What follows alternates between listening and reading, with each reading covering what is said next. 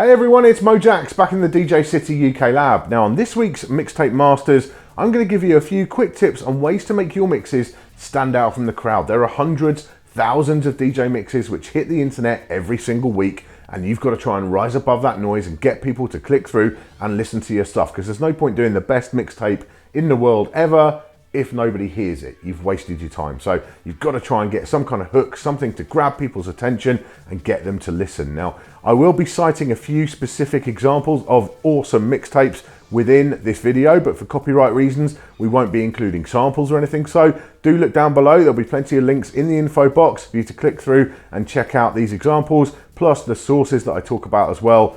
Let's get right to it.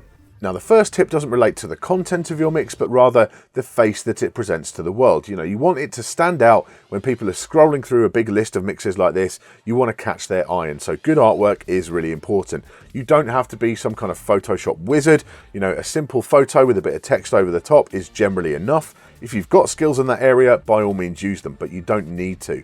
It's important not just in terms of sites like Mixcloud, but also you want people to share your mix on social media, and when they do, it's got to look good in their feed. You know, this is the kind of stuff which will get attention for your mix and encourage those clicks, which we all need.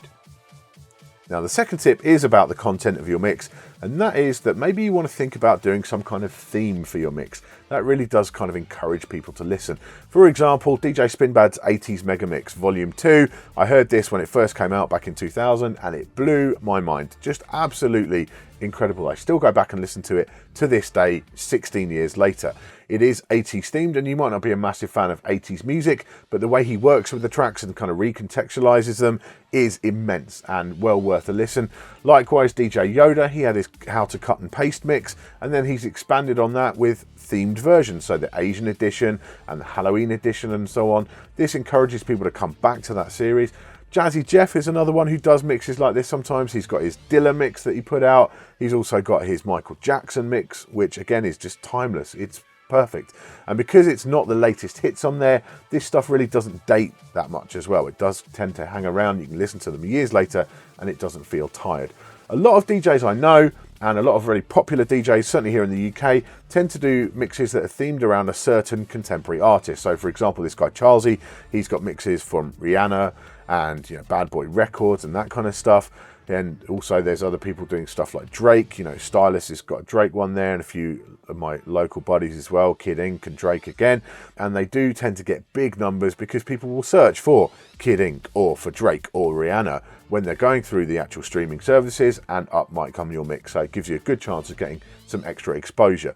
Now, the third tip and the fourth tip are kind of one and the same, so I'll kind of stick them together, and that is firstly intro. You've got to have a killer intro for your mix. You've got to grab that attention within the first 30 seconds, and then people hopefully will continue to listen through to the rest of the mix. Now, if you are crazy on the cut, then of course that's the time to throw in some juggles, you know, multi-track some scratches or something like that, and really lay it down for that first minute or so. But if you're not that kind of DJ, if you play another style of music or something like that, then of course there's the sample route. And you can get samples now. It is the internet age. You can get samples from anywhere, from YouTube, from your DVD collection, from records, from audio books, books on tape, you know, that kind of stuff. I've sampled for intros from all kinds of places over the years, radio shows, all kinds of stuff. And just, it's a great thing to do. Now, this is archive.org, where they've got tons of content that you can actually use in your stuff, you know, anything from audiobooks and poetry through to interviews with celebrities from, you know, 50 years ago. It's a really great resource and well worth checking out.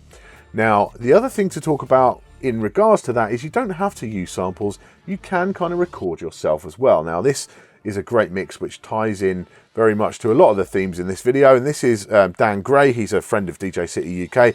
This is his 80s mix as well. Now, I love this one. It's got a theme, you know, it's an 80s mix, but also he's got a killer intro, which he's actually made himself. I'll just play you a few seconds of that now. 80s and stuff, like, yo, the 80s, man, you know, it was the 80s, and, you know, with the 80s, it's like, because it was the 80s, because... So, yeah, it's silly, you know, it's quite funny. It does go into, then, quite logically into the actual mix itself. I won't play you that bit, but go and listen to it on Mixcloud and you can check it out for yourself. That's the kind of thing, you know, it really stands out. Now, don't forget, if you're a hip-hop guy, of course, the great hip-hop LPs most of those had some great skits on there back in the day. They're not so popular these days, but they used to be huge. You know, skits were everywhere.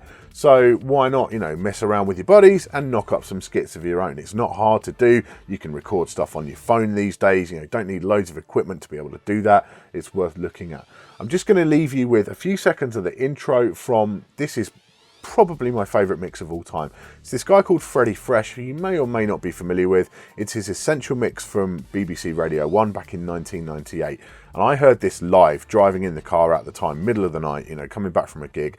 And it blew my mind and has stuck with me ever since. And this is, he's got his voice and he's slowed it down and he's added some sound effects, and it just adds such atmosphere to the mix, which then goes into some proper vintage early hip hop and electro beats. So it's well worth checking out, and it might give you an idea of what I'm talking about. You know, skits and spoken intros and that kind of stuff really can elevate your mix to a new level, and hopefully will keep people listening.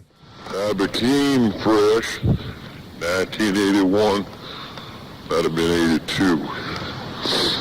Started getting myself all kind of records. Hell, I got myself about 3/4 of a ton now, I think. Then I tried to listen to all them their musics and beats and all whatnot.